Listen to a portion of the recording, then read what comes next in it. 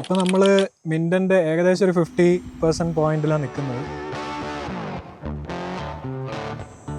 എൻ്റെ കയ്യിൽ ഇപ്പോൾ 2 ഫോൺ ഇരിക്കുന്നുണ്ട്. ഒന്നിൽ ഗൂഗിൾ മാപ്പും പിന്നെ ഒന്നിൽ OFOWDയുടെ പെയ്ഡ് ആപ്പുമാണ് കിടക്കുന്നത്. ഈ 2 ആപ്പും ഞാനൊന്ന് കമ്പയർ ചെയ്ത് കാണിച്ചു തരാം.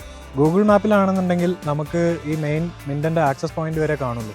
ഇവിടെ ഒന്ന് നിൽക്കുമ്പോൾ ഈ മാപ്പ് നോക്കുകയാണെന്നുണ്ടെങ്കിൽ ഈ മാപ്പിൽ ജസ്റ്റ് കാണുന്ന ഈ വാട്ടർ ബോഡി മാത്രമാണ്.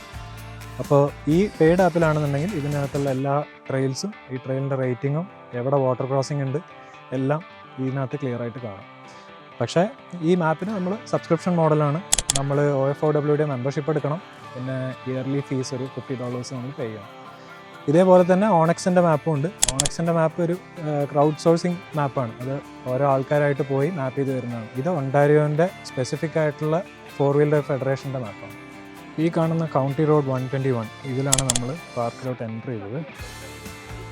ഇത് ഈ ഗ്രീൻ ലൈൻ കാണുന്നത് ട്രെയിൽ ആക്സസ് പോയിൻറ്റ്സ് ആണ്.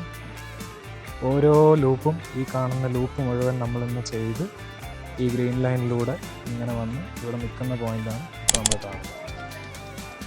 ആക്സസ് പോയിൻറ്റിൻ്റെ റേറ്റിംഗ് 1+ ആണ് ഈ സെമി മെയിൻറ്റെയിൻ ഡർട്ട് റോഡ്സ് എന്ന് കാണിക്കുന്നത്.